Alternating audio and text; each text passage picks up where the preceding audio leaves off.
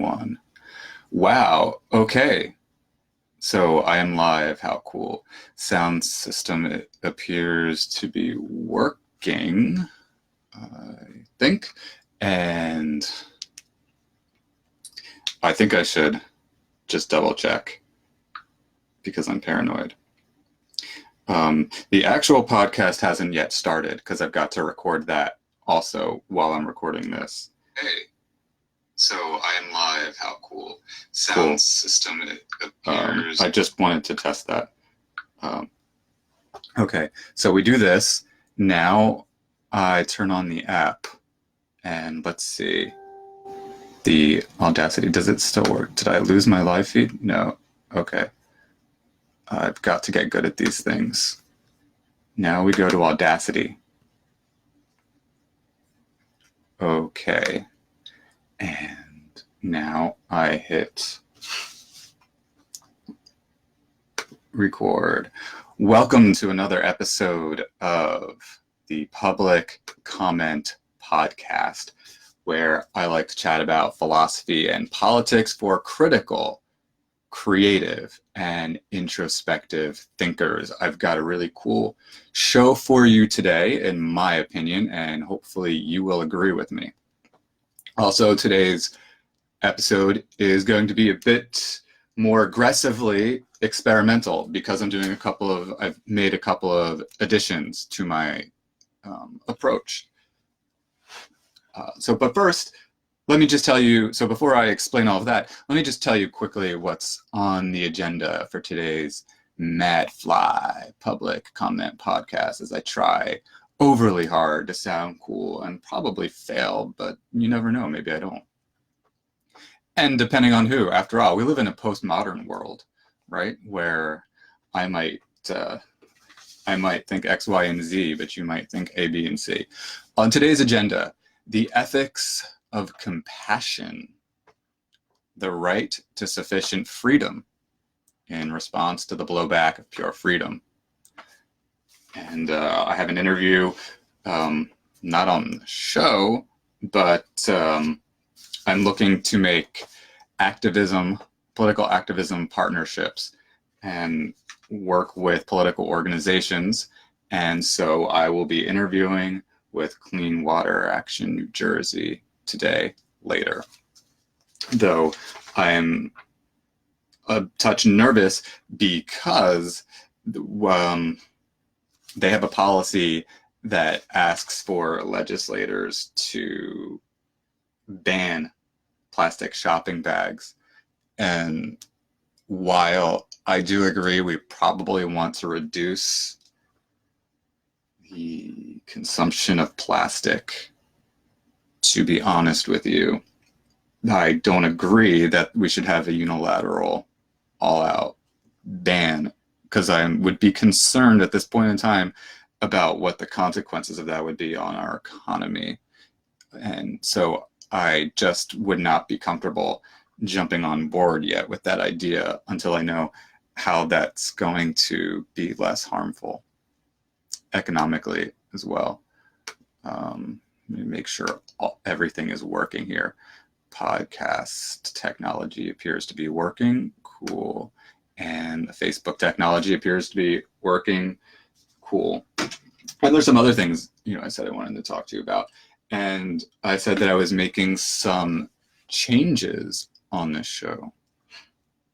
Yeah, so what I'm trying to do is actually establish more of a template, more structure. Yes, I do mind mapping and I do outlining prior to a podcast. However, how do I determine what it is that, what should be an appropriate topic? What should I talk about? And so I've come up with a few categories that are going to help me, because you see, my goal is really just to chat with you and be transparent with you about my philosophical and political thoughts. It's that straightforward. So that means I've got to have and develop philosophical and political thoughts. And so that means that I've got to come up with a conducive way of developing my thoughts and sharing with you how I'm doing that. And it's actually not very easy in the sense that my mind goes into a lot of different directions. And so trying to find a few like focus points can get really frustrating for me. I mean, I've said it before, but there's just so much out there by way of media, art, books, businesses, products, possibilities. It's always been something that's frustrated me in life. I mean, it's not a bad thing. I love how much there is in the world, but what I'm frustrated by is really honing in on things day to day in a way that makes me a constructive thinker, but like, paying attention to things I need to pay attention to in life. I hate to think that I missed something I should have been contemplating. That's why it's important for me to play the news every day, to listen to the news when I have my breakfast, to have it on in the background when I eat dinner.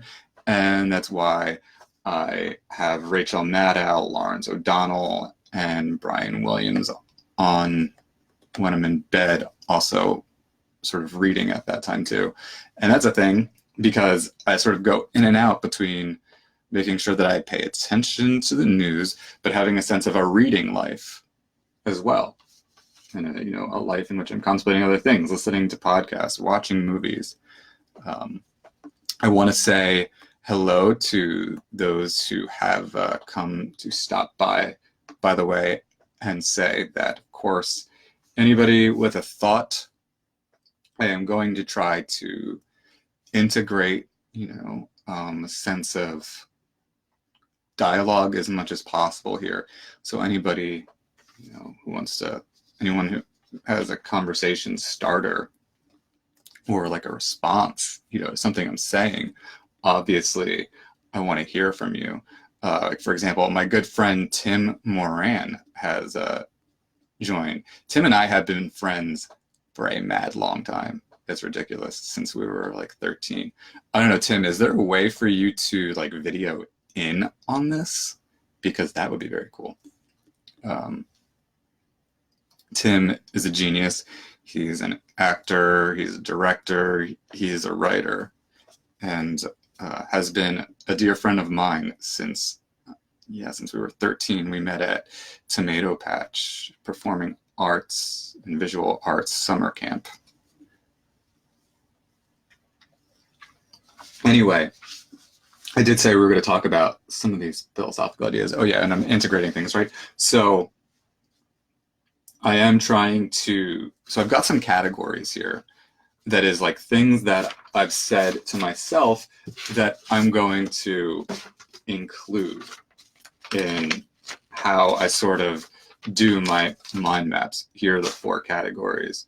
Products, services, media, I want to share. So, if I watch an interesting movie, an interesting news clip, if I'm reading an interesting book, if I'm listening to an interesting podcast, even social media. So if there's been an interesting conversation that I had on Facebook or Instagram or what have you, then I'll bring that up and sort of go where that needs to go.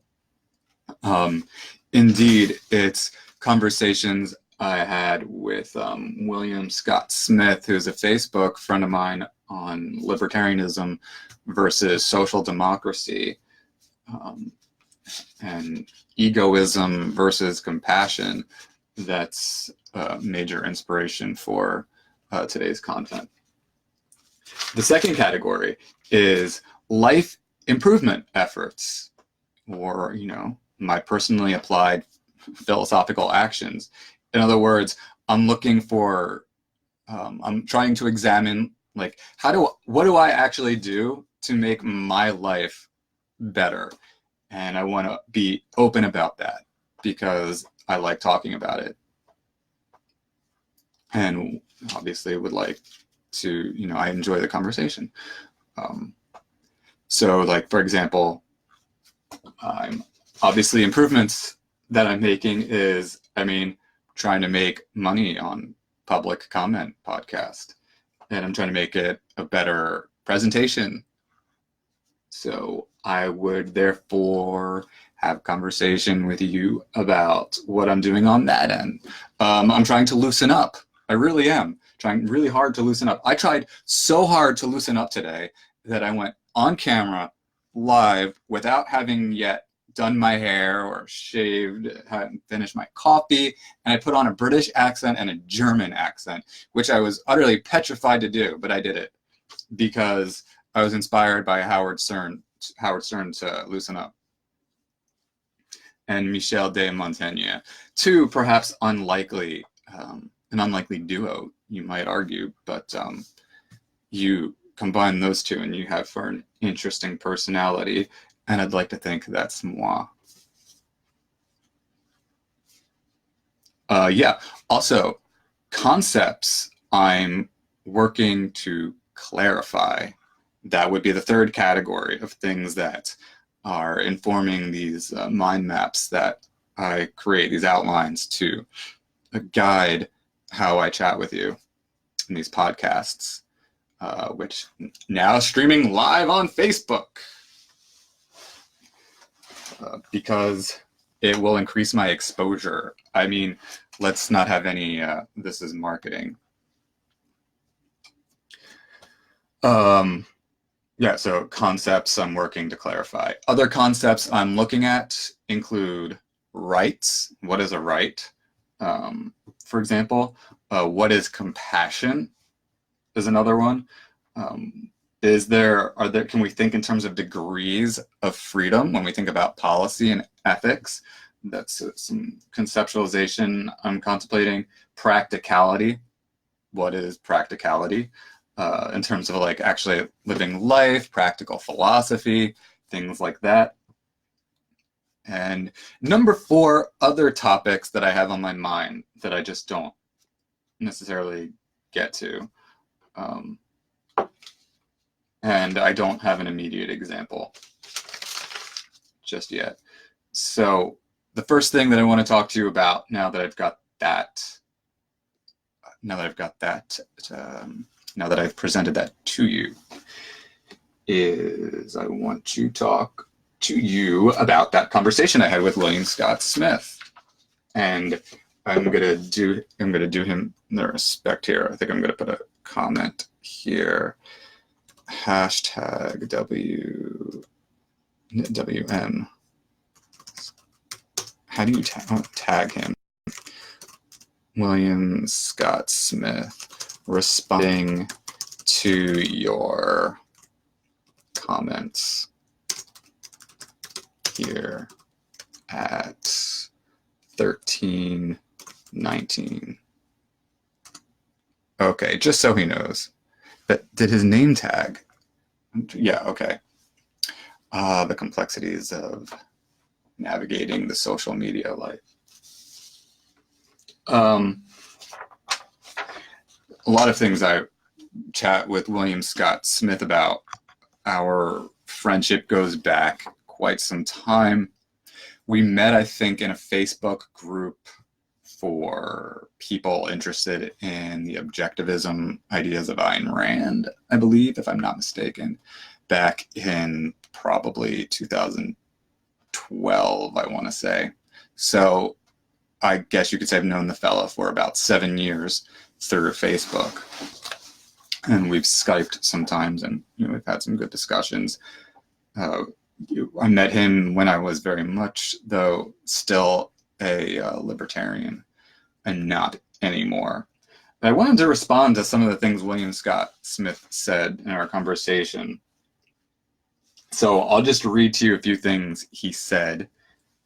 I'll read to you what I said, and then I'll read to you what he said back, and then I'll tell you some more logical analysis and philosophies, some conceptual thinking I've done beyond that to bring more substance to the debate we've been having, make it a little bit more intellectual and official and academic. So William Scott Smith says, nefarious intention is often what goes along with the welfare state, as there is no more innocent or benign appearing way to increase the size, scope, and power of government. However, there is nothing compassionate about fostering dependency of the state. He adds, and there is nothing contradictory in thinking that individual liberty and freedom offers people the best opportunity and chance for success to achieve independence from that same oppressive entity. I'm going to stop there because I immediately disagree with him, and I'm going to pick it apart from there. He says there is nothing contradictory in thinking that individual liberty and freedom offers people the best opportunity and chance for success and to achieve independence from that same oppressive entity. Here's why I disagree. I call it the blowback of pure freedom. The blowback and imperfection. I'm typing these things out. Those of you who are listening. The blowback and imperfection of pure freedom.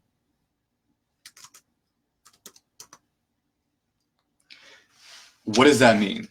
Because that's what this comes down. That's William Scott Smith's mistake, and that's the mistake of many libertarian thinkers.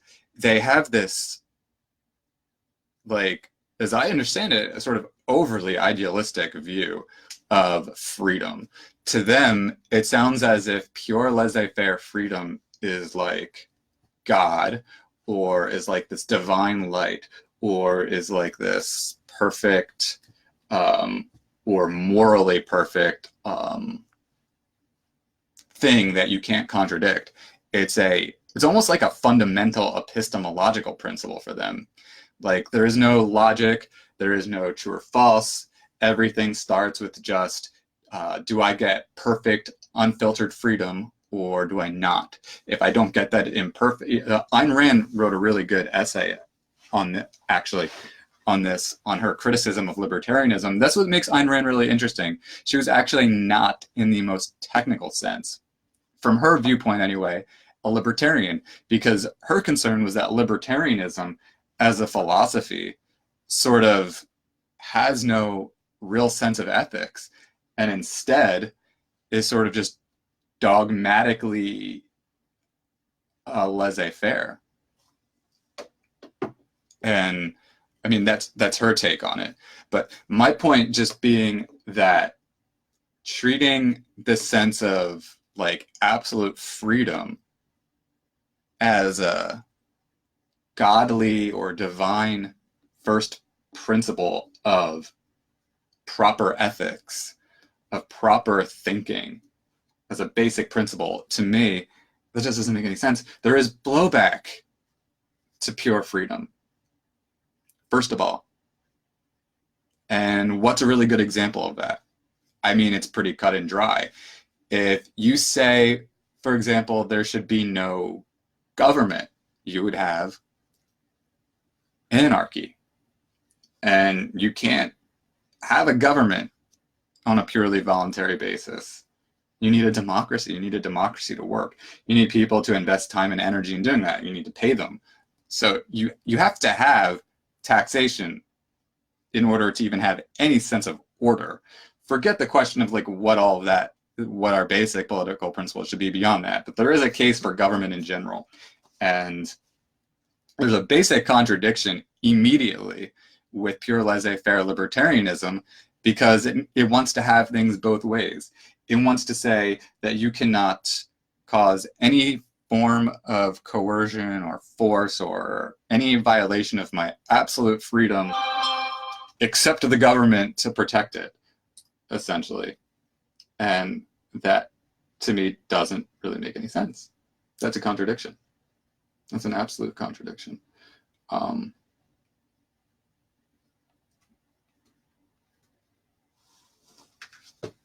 So let's go back then. I mean, let's go a little bit more fundamental. Let's go deeper. I say, anyway. And I'm going to take the cap off of this mug.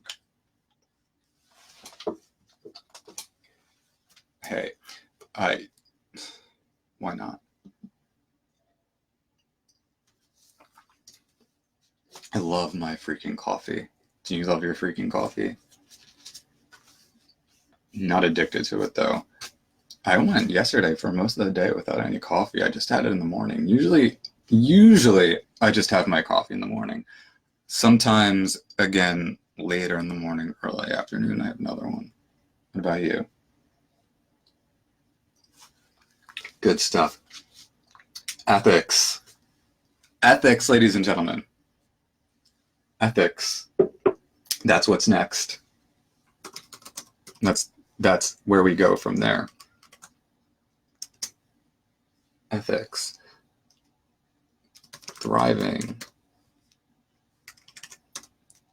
And health is the basis of ethics. Enter. Okay. Sorry if that's jarring for those of you who are listening to the podcast version after the fact that this has been live recorded. I do apologize. I'm trying to type things into the live Facebook stream so that people can just sort of follow where I'm going a little bit and promote it. I don't know if that works though. I don't know if that does anything. So maybe that's a waste of my time. I don't know. But I was just typing something and trying to be compelling and self-promotional, but maybe I went too far there. I apologize. As I understand it in life, I think I said this yesterday, I probably say it a lot, but it seems to me you're probably in one of three states in life. You're probably either in a state of thriving, that is doing things pretty much to improve your state of being, or you're doing something that's self-destructive, or maybe even destructive to others. So you're either in a state of improvement, a state of destruction, or perhaps you are, for sake of conversation, more or less neutral. You're not necessarily taking superb care of yourself, but you're not necessarily masochistic or like filled with terribly unhealthy habits. So it comes back really to this idea of holistic health, doesn't it? You're either doing things conducive to holistic health for yourself and others, or you're not. I think ethics really is that simple. I don't understand why it wouldn't be. The only way it wouldn't be is if you think in terms of, well, I have a right to not be healthy. That may be true, but you are still experiencing a lack of health. And if you're causing other people to have a lack of health because of your actions, I think it's fair to call that unethical, in that you're sort of hijacking that person's soul, which is not your soul. But someone else's your hijack. You're taking control that wasn't granted to you by anything other than your own bad intentions, your own destructive intentions. I mean, ethics gets complicated when you start asking about like how we come to things like should not, ought not to, versus really, again, just understanding things in terms of, I think, holistic health versus sort of holistic unwellness, or again, a sort of neutrality in where you are. So then, how do we move from ethics to politics? The question then must be, what would it be ethical for a government to do? What would it be unethical for a government to do? Or put another way, understood in an even more efficient way, we might want to ask this: what should you not be allowed to do to other people?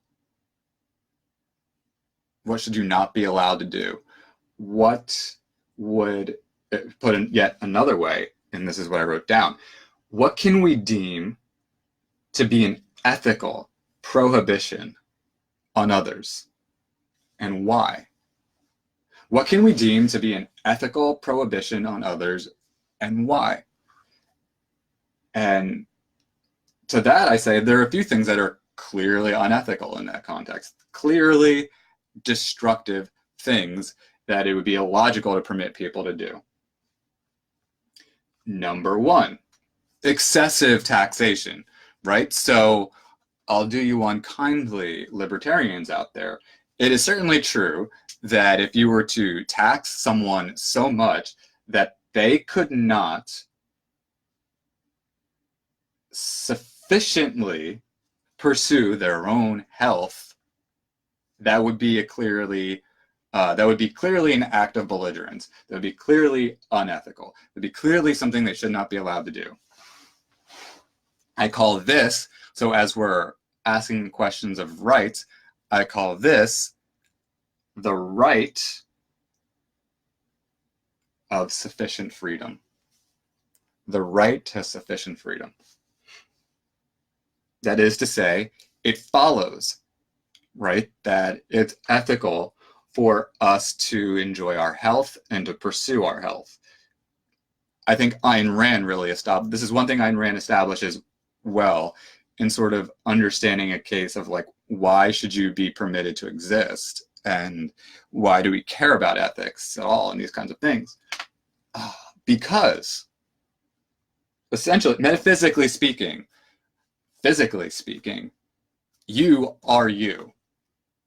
And nothing inherently grants another person a sense of control over your life, because nothing grants them that except their own coercive wills. So here we see a case for freedom in general. The question is there a degree of freedom that becomes destructive? Freedom that has blowback. Yeah, for example, exploitation is a really good example of that. If you hire people and you don't pay them enough money for them to live well, then yeah, you are free, right? You're exercising the freedom to pay them only what you want to pay them. On the surface, a very overly simplified, unreasonably simplified, primitively simplified point of view, there's that sense of that freedom, except that freedom is doing people harm. Now, in a more perfect world where it's easy lemon squeezy, I'm putting quotes in there for those of you who are just listening. It's really easy to get another decent paying job. Perhaps the concerns pertaining to minimum wage would be a non-issue, but we just don't live in that kind of world. History has proven time and time again that if you tempt people with the so-called freedom to exploit, they will. This does damage to other people because it causes undue anxiety. It causes a damaging lack of resources paired with anxiety, inability to like basically take care of oneself at times. Plus, it's metaphysically degrading to view another human being as not worthy of like living in a way that is sort of basically okay. You know, that's degrading, that's insulting, that's anti-life, that's inherently anti-life. So exploitation here becomes clearly unethical, and clearly there's a case for saying that kind of freedom, that's a blowback of freedom. Pure freedom is exploitation. It does harm to other people. Negligence is another one. If you are overly negligent of other people's suffering, that negligence is a contributing factor to sort of pool of well-being that leaks onto other people. What would be a really good concrete example of that? I mean, let's keep it, let's think about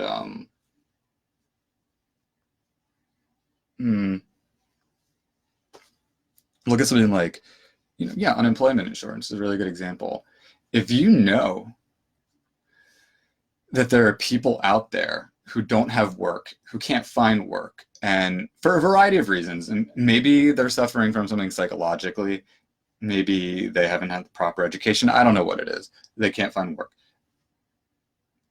and you just don't care. You're indifferent to the suffering of others, and your negligence, the opposite of your negligence would be you're caring and contributing to some act of improving it. Well, that's where we see a case for, taking a little bit of your money so that people are taken care of. Again, on a really basic level, I'm not talking about thoroughly funding every aspect of every person's life. But on the other end of things, and this is why we really do need to have a balanced understanding of capitalism. Just like I was saying, excessive taxation on the part of the government is really akin to the hoarding, exploitation, or negligence of the private sector. They're similar concepts of people making excessive grabs of other people's resource. Keeping in mind, ladies and gentlemen, that there's really no such thing at the end of the day as metaphysical private property. There is only, right? Because first of all, God doesn't hand this to you and say, you own this. You're kind of, speaking metaphysically, whether or not you believe in God, right? Even from a natural law perspective, which a lot of religious people adhere to in ethics, even in that case, on this time, when you have this time spent on this earth, nature at best lends you things, lends you properties. All so-called property is at the end of the day some kind of lease. Metaphysically speaking, that's a metaphysical fact. You can't contradict that because it's true. There is no such, nothing is eternal. Goes all the way back to Heraclitus. All things change, including the state of you possessing something. Therefore, your possession of something is a lease that is thrust upon you by perhaps the chance of nature and physics, what have you. In that case, we have to appreciate the fact that resources are not to be, there is no case for excessive selfishness of resource to the detriment of others when considering the consequence of those who are severely wanting in resources. Because the resource isn't yours by virtue of metaphysical possession. It's yours out of practicality. And that comes back to my argument in favor of what I call a right to sufficient freedom. That is to say, it's logical to argue that as nature has leased you this property, and as there could be some legal protections for you to keep this property while you are on this earth, because without some private property, you can't live well. You can't be creative. You can't have a sense of consistency in life. You can't have a sense of self. You can't have privacy.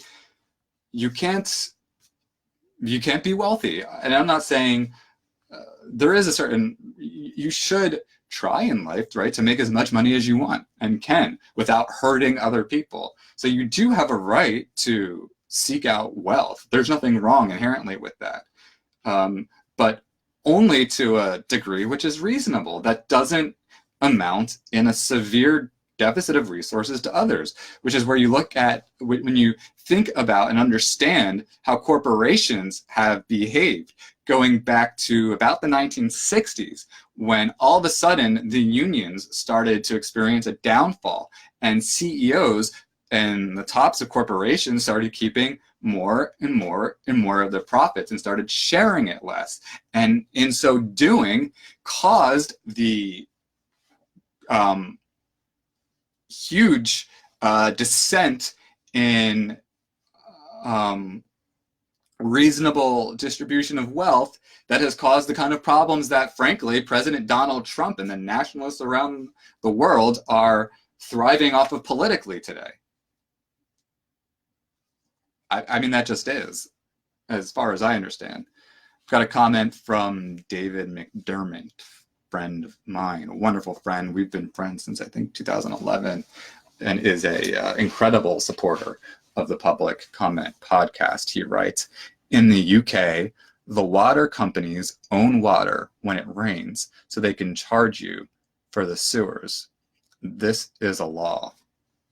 It's interesting, speaking of water, David, because I'm actually going to be interviewing today with a political organization that its sort of number one priority is water policy. So that you couldn't have brought that up at a better time.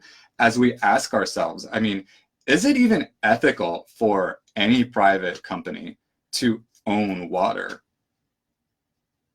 I mean, what is it proper? What services do we say that are proper for a government maybe to offer, and what services do we ask are proper for a private company to offer, and why? I get concerns with things like water because you just can't live without it. I mean, what if we just made pure air this product that private companies had a monopoly on and charged whatever the hell they wanted and started killing off who they didn't like because they didn't like the color of their skin or their religion or something? Scary shit, ladies and gentlemen. Pardon my language, but I believed it was appropriate at that point in time. There is something I like about, I see David McDermott offers the opinion here, own water, not ethical, he says. I'm guessing by that, if I interpret you, David, correctly, what you're saying is that it should be a public utility. Am I correct? Because that's probably true. I'm not sure that anybody, look, there's an understanding of like different kinds of products and resources, right?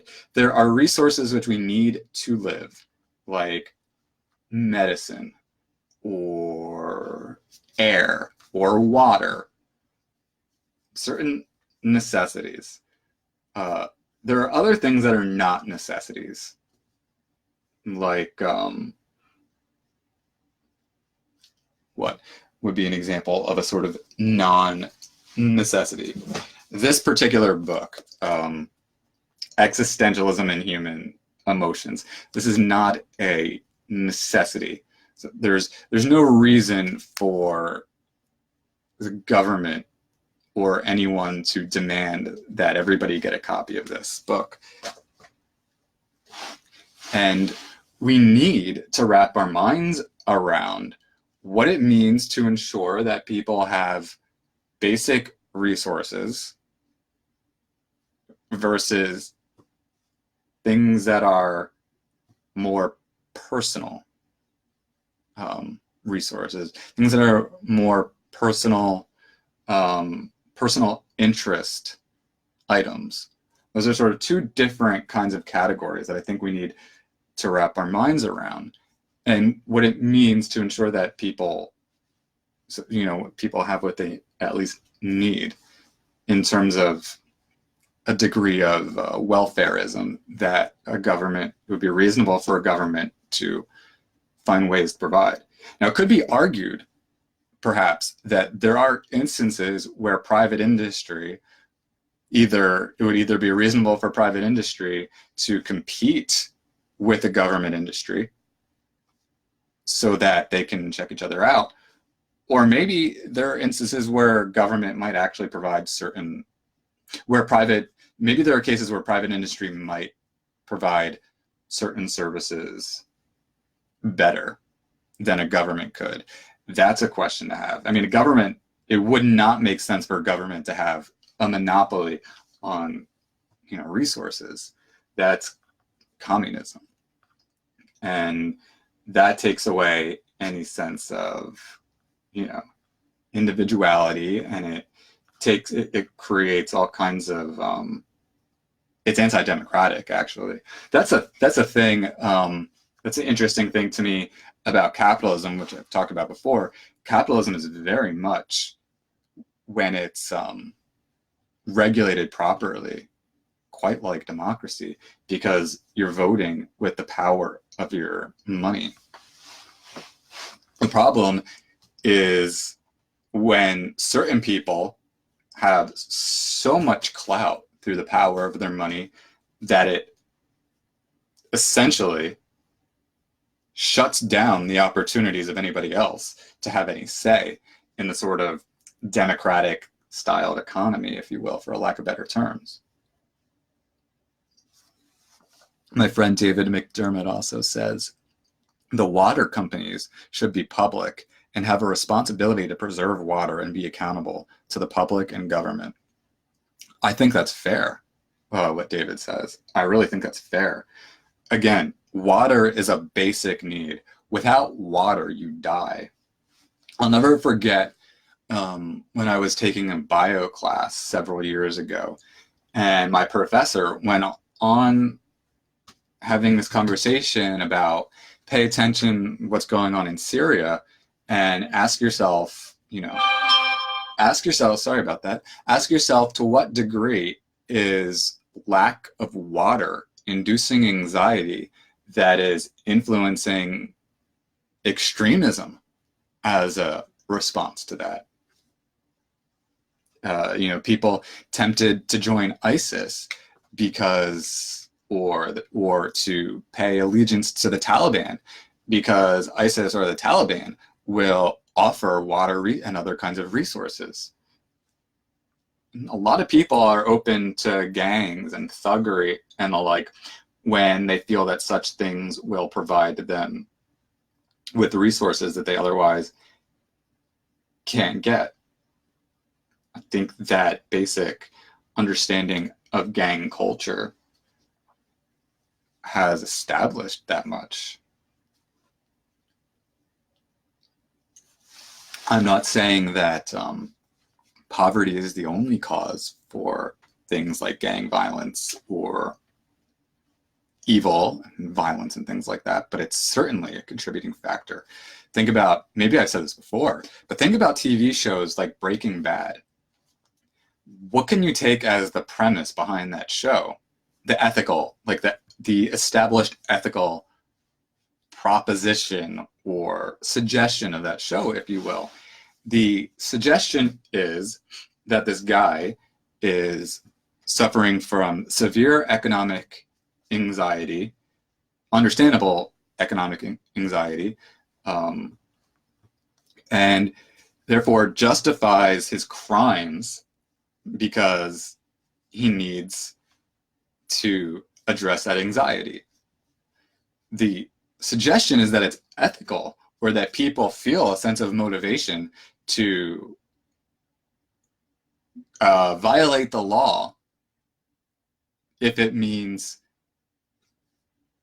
bringing them to a place of better economic well-being. Look at immigration and issues of illegal immigration. I mean, why do you think that people go to other countries so much of the time? Why did so many people come to the United States? They came to the United States for a sense of greater economic opportunity, along with religious freedom, but economic opportunity was a major part of it. Anyone who knows their US history, especially the history of the South, what was one of the biggest things about immigration to the US in the southern parts of the southern states was people wanted to go and make money. Sadly, a lot of it was through slavery, and then wiping out Native Americans. These are historical facts and quite unfortunate to the story of America.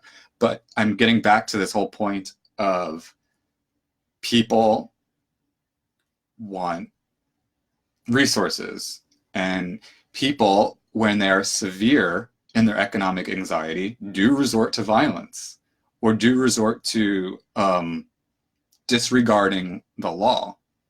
This is the case with a lot of drug trafficking or drug dealing. You could even sort of go Nietzschean about this in a psychological sense. The idea of the will to power applied to psychology. People tend to do things that they feel will give them a sense of power, that they find empowering.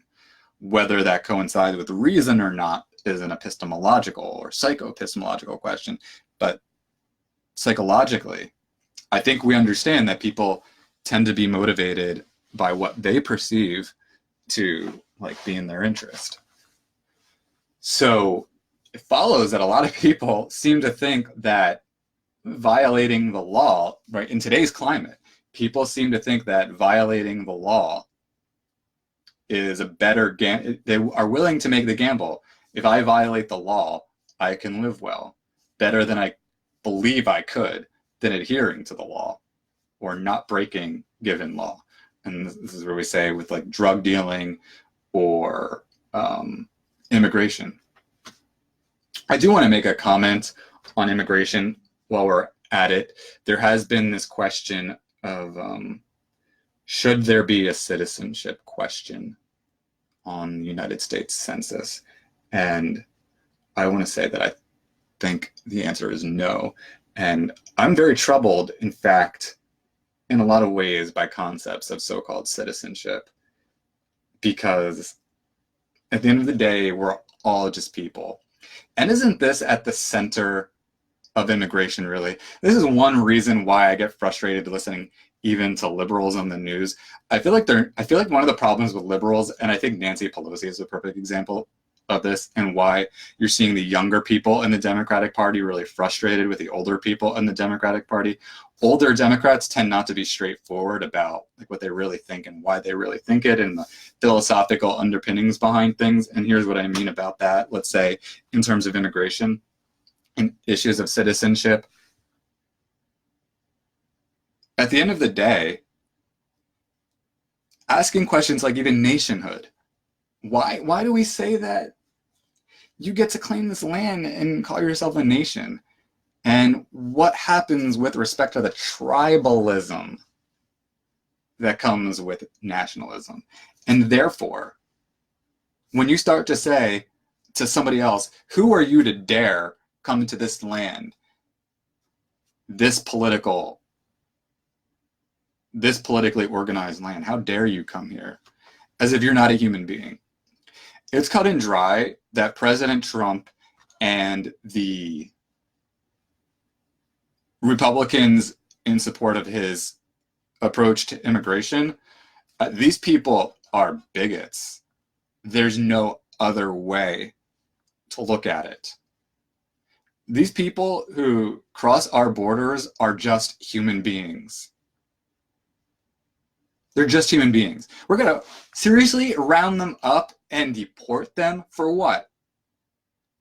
For existing and crossing some line, causing no other act of violence whatsoever than crossing a line which the law enforcement of the United States deems the United States.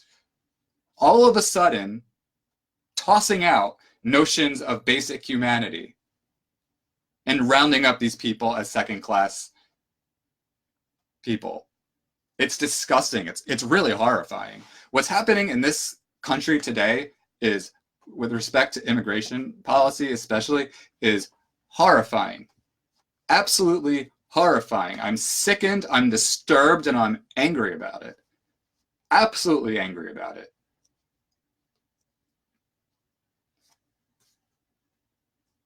And we really need to think about this. to say that you're not welcome into this land. Sorry, you're not welcome into this land. We've already taken too many of you. Sorry. Now get out. We're going to lock you in a cage and starve you to incentivize you, others like you, not to do this. I mean, we're talking about like new age political violence of a sort that we have not seen in this country in a very long time. Of this kind of thing. It's horrifying, it's disgusting, it's racist, and it's inhumane. And we need to start thinking of each other as human beings and as global citizens of this earth. Now, I realize there are practical reasons and justifications at this time for nations, mostly because of matters pertaining to political ideology and protecting basic political rights. That is to say that obviously the Russian government, the Chinese government in particular, these two particular governments, the North Korean government, these political entities are kind of belligerent. And so you have to distinguish yourself from them and organize in a politically defensive way and distinguish yourself from them, right? Speaking philosophically as we conceptualize what nationhood means. But let's be, I want to be clear though, nationhood in this context has more to do with ideology, with political ideology, than it has to do with geography or territorial aspects. It's sort of hard to describe nationhood because with all of the commentaries we've heard about nationalism versus globalism, I do not believe, if you're out there and have read something or watched something that explains the right to claim nationhood and how we distinguish ethical claims of nationhood versus unethical claims of nationhood and things like that, I'd be interested in learning more about that. But it seems pretty clear to me that there's not a lot out there by way of contemplating what it means to have a nation.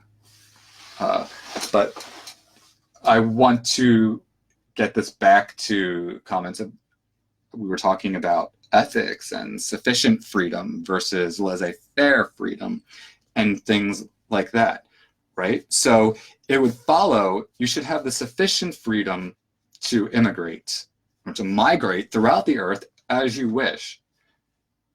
It would be unreasonable to assume, though, it would be a little bit unreasonable not to appreciate, I think, security concerns that a country might have. There's a reason we have borders, because we do believe in certain political values such as sufficient freedom, which means sufficient freedom from violence, which means we have a certain vested interest in having a notion that as people enter our borders that they're not violent, or if we are aware that they are, that we're able to track that. So there's a case for understanding border security and national security in that context and how immigration fits into that. Fine. But then let's also look at how we treat immigrants who, for a variety of reasons, didn't coincide with what the law says. And this is where I think Julian Castro has some interesting points in talking about like decriminalizing illegal immigration. I don't know if decriminalizing is the right word, but I mean, it does follow if the worst thing you did was sneak through the border and you've otherwise not harmed anybody, it's a disproportionate punishment. It's an unreasonable punishment to deport that person. It's just not, it's not equal to the sense of harm that's been done. It's like filling out a form incorrectly, or like a traffic violation. It's a lot like a traffic violation. Yeah, there are reasons to enforce traffic violations, and there are reasons to enforce immigration, but not at the expense of, if someone breaks a traffic law, you don't deport them. Oftentimes, you usually don't go to jail for most, maybe like, DUI, you might go to jail, but you don't go to jail for speeding, usually, to the full extent of my knowledge. I used to speed a lot when I was younger. I didn't go to jail for it. They fined me thousands of dollars and made my 20s miserable. I couldn't drive for much of my 20s. I couldn't afford it. But I wasn't deported or thrown in jail. So we need to have sensitivity to this concept of, again, what I call a right to sufficient freedom, and establishing what sufficient freedom is.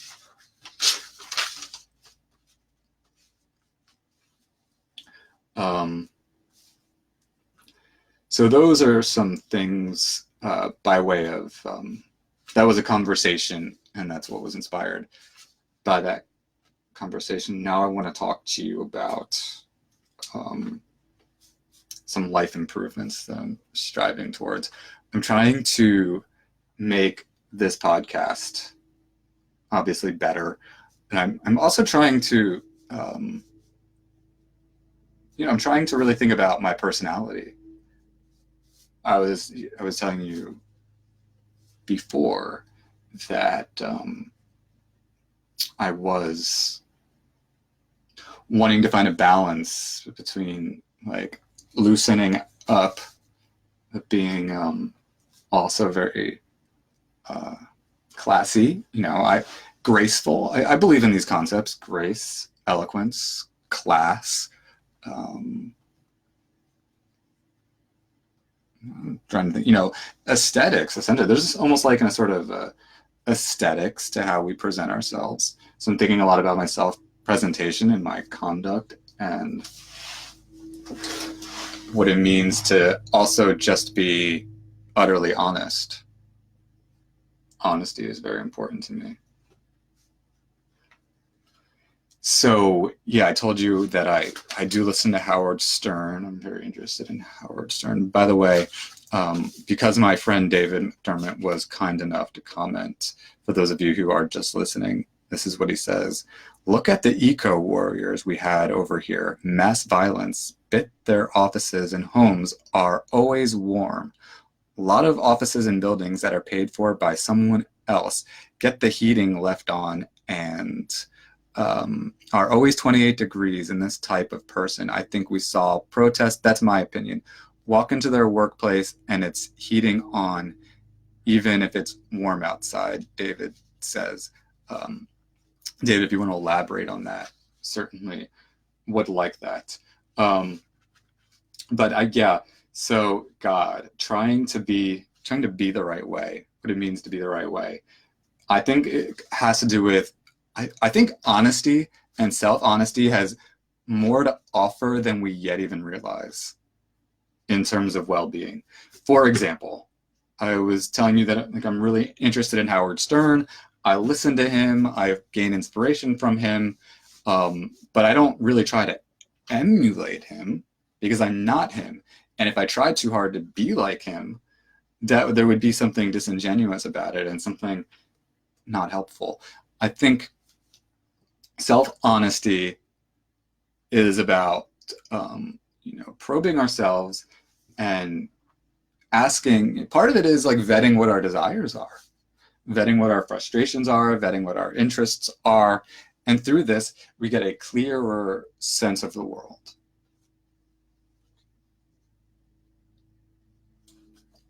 So I'm trying to be, like I said, more honest, more free-flowing, more uninhibited, and asking myself what that means. And a lot of it just means like a lot of introspection, a lot of transparency, a lot of identifying what my contemplations are, what my thought processes are.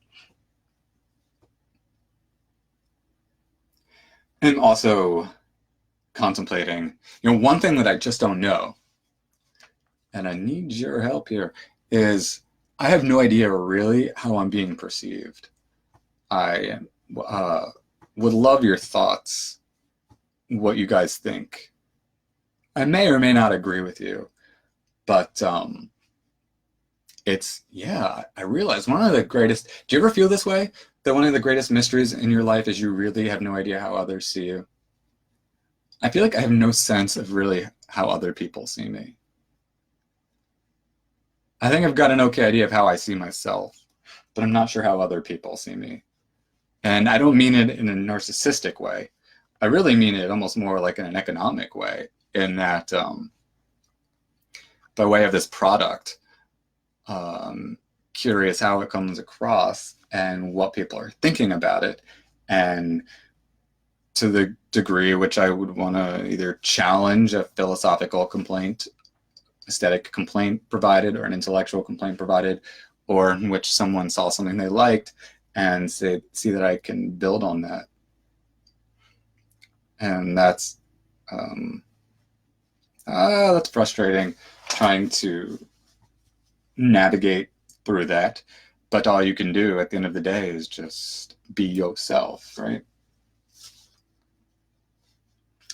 So that's it for the day. I have made my mark, said what I want to say, really.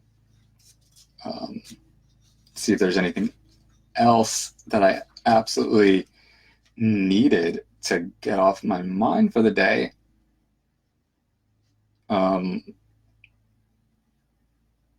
That I absolutely need to say. I guess you could say it was important for me to talk a little bit about balance. I find balance very difficult, and I just want to get that out there because I am really frustrated about it. And I'm not just talking about balancing a sense of like classiness and a sense of uninhibitedness and being loose. Actually, I'm talking about the balance of how much time do I spend reading? How much time do I spend watching TV? How much time do I spend mind mapping? How much time do I spend on social media? How much time do I spend delving into things like art or exercising or meditating? I actually would like to be meditating a lot more, but I just don't really tend to. The only way in which I can really experience profound meditation is by walking. Otherwise, I don't really get to feel so as meditative as I like.